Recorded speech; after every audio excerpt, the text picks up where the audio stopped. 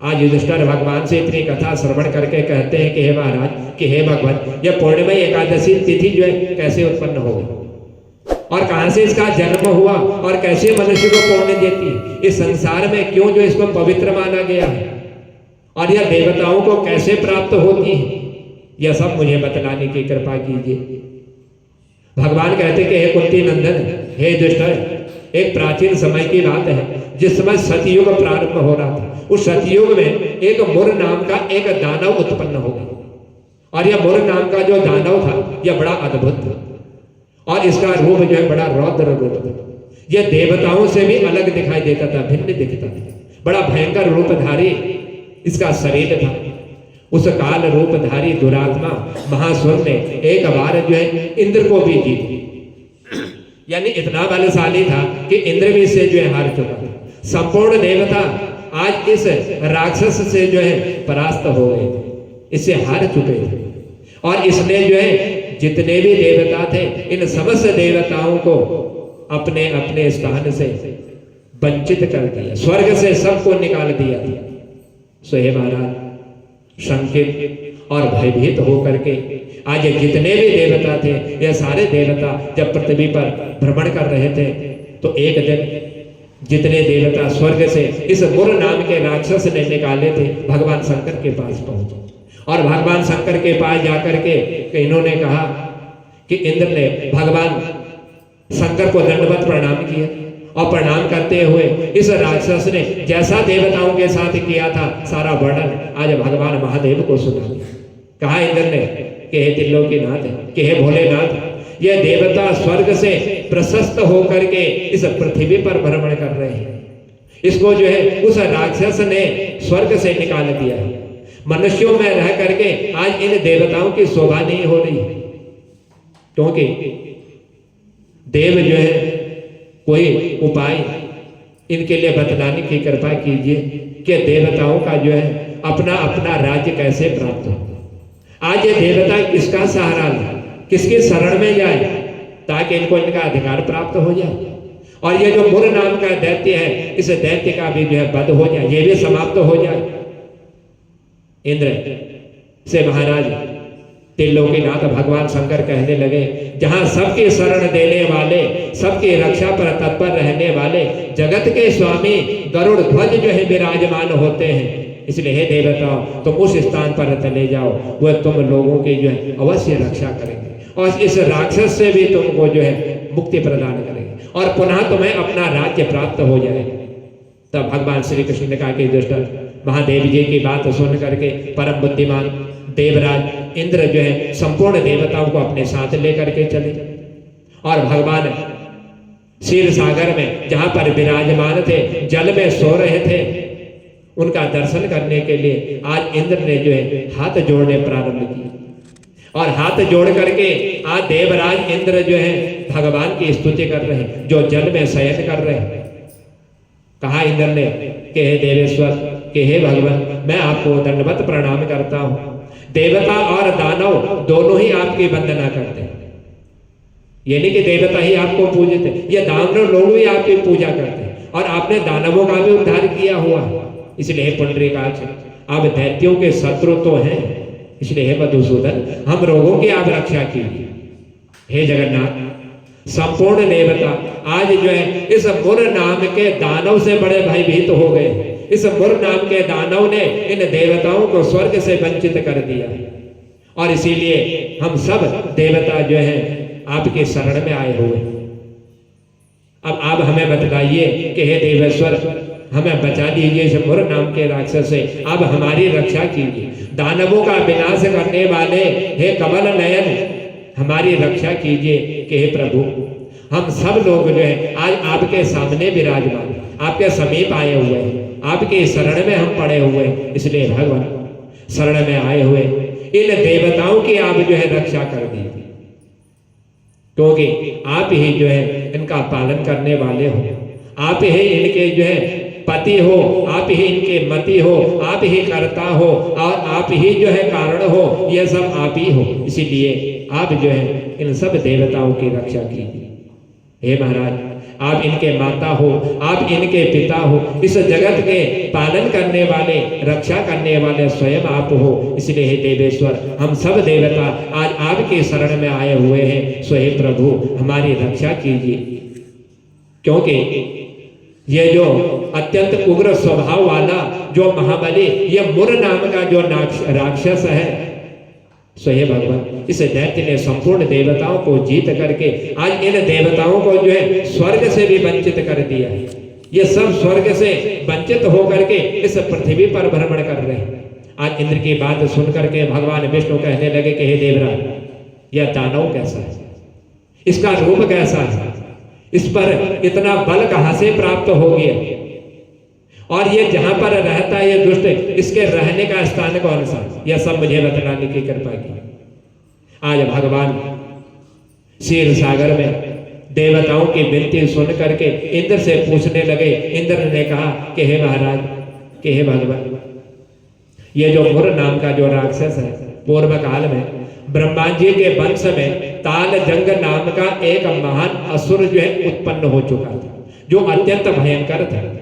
उसका पुत्र जो है यह मुर नाम का यह दानव जो है यह विख्यात हो गया। यह उसी का पुत्र है, उसी असुर का यह पुत्र है, और यह भी जो है अत्यंत पराक्रमी, बलशाली और इन देवताओं को भयभीत करने वाला। यह देवता इसे जो है भय खाते हैं, इससे युद्ध में यह विजयी नहीं हो पाते। यह चंद्रवशी नाम से प्रसिद्ध एक नगरी है, उसी में स्थान बना करके यह निवास कर रहा है।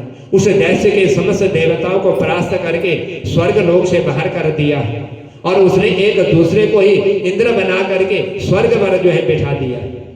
सो हे महाराज, अग्नि, चंद्रमा, सूर्य, वायु, वरुण, यह सब इसने जो है सब अलग बना दिया, इनको वंचित कर दिया अपने अधिकार से, और सब इस दैत्य ने न जाने किनको वहां पर विराजमान कर दिया।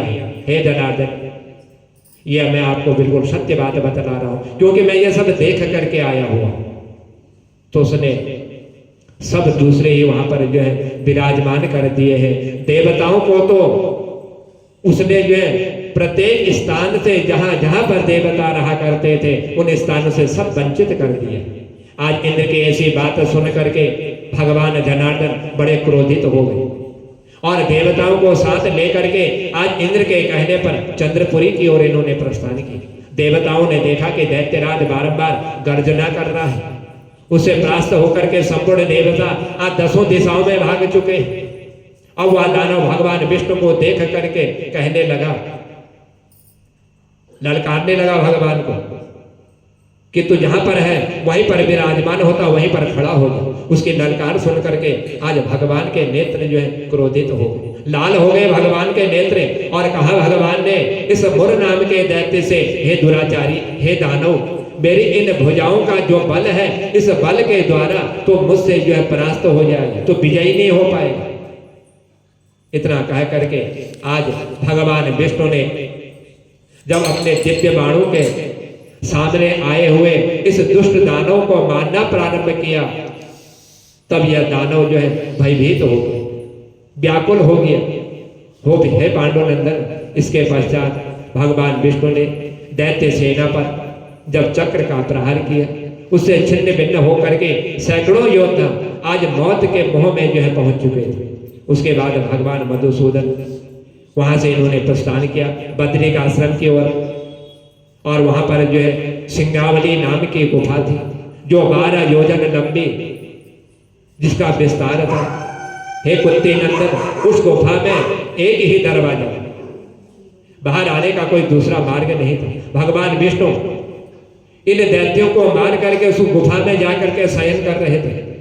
यह मुर नाम का जो दानव था, इसने देखा कि मेरी दैत्य सेना जो है, कितने लोग इसमें मारे जा चुके हैं। आज भगवान को मारने के लिए बड़े वेग से जो है उसी गुफा की ओर इसने प्रस्थान किया जहां पर भगवान विराजमान थे, सो रहे थे, जिसमें एक ही दरवाजा जाने का था, वही दरवाजा बाहर आने का था। उनके पीछे चला गया। सो हे महाराज, वहां पहुंच करके उसने भी उसी गुफा में प्रवेश किया जिस गुफा में भगवान जो है सो रहे थे। भगवान को सोता देख करके आज ये बड़ा खुश हो गया कि आज मैं जो है इनका वध करूंगा, इनको मैं मार डालूंगा। उसने सोचा यह दानवों को भय देने वाला देवता है, यदि जब तक यह जीवित रहेगा हम दानवों को भय प्राप्त होगा, इसलिए आज मैं इसका वध कर दूंगा, निसंदेह से मार डालूंगा। हे दुष्ट, दानव के इस प्रकार विचार करते ही भगवान विष्णु के शरीर से एक कन्या प्रकट हुई, और यही कन्या जो है बड़ी रूपवती, सौभाग्यशालिनी, और न जाने कितने अस्त्र इसके हाथ में विराजमान थे। अनेकों शस्त्र और अस्त्रों को धारण किए हुए यह प्रकट हो गई, और भगवान के तेज के अंश से इसका जन्म हुआ था।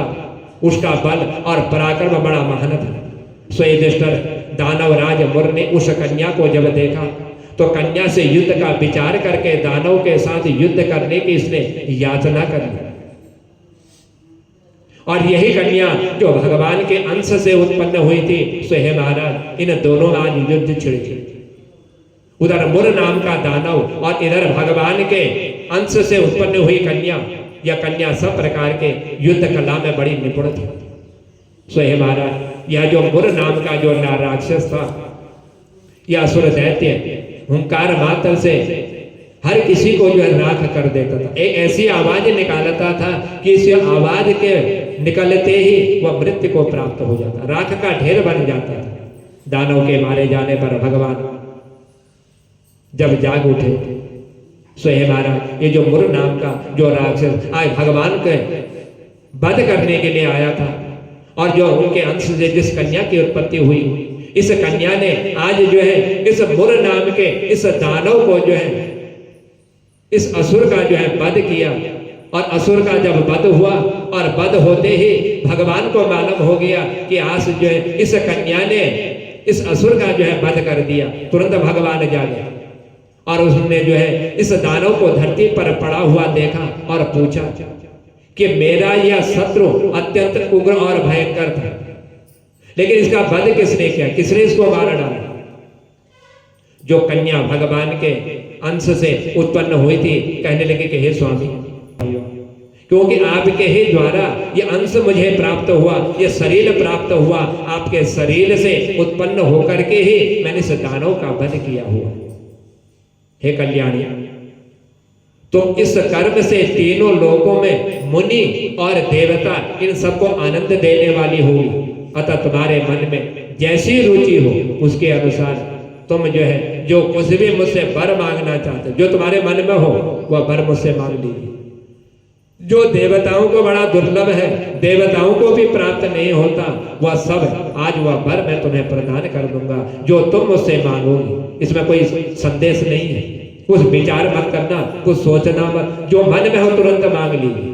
आज यह कन्या भगवान के ऐसे वचनों को सुन करके वर मांगने लगी, क्योंकि यह जो है भगवान से उत्पन्न हुई यह एकादशी थी, और भगवान से ही इस एकादशी की उत्पत्ति हुई। इसीलिए इस एकादशी को उत्पन्ना एकादशी कहा जाता है।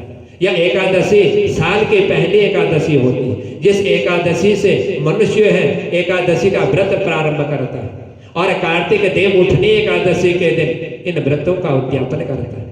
सो हे महाराज, वह कन्या साक्षात एकादशी, उसने कहा कि हे प्रभु, यदि आप मेरे से प्रसन्न हैं, मैं आपके कृपा से सब तीर्थों में प्रधान और सब विघ्नों का नाश करने वाली और सब प्रकार की सिद्धि देने वाली यह मुझे आप वर प्रदान कीजिए, यही मैं आपसे मांगती हूँ। हे जनार्दन, जो लोग आप में भक्ति रखते हुए मेरे दिन में उपवास करेंगे, नाम आपका होगा, भक्ति आपकी होगी और उपवास मेरा होगा, उन्हें सब प्रकार की सिद्धि प्राप्त हो जाएगी। सो हे माधव, जो लोग उपवास, नक्त और एक भुक्त करके मेरे व्रत का पालन करेंगे, उन्हें आप जो है धन, धर्म और मोक्ष, ये तीनों चीज आप प्रदान करेंगे। ये आपके ही द्वारा उनको प्रदान होगा। आज भगवान विष्णु उस एकादशी की ऐसी बात सुन करके कहने लगे कि हे कल्याणी, तुम जो कुछ कहती हो वह सब जो है पूर्ण होगा, मैं तुम्हारे सारे मनोरथ को जो है पूर्ण करूंगा।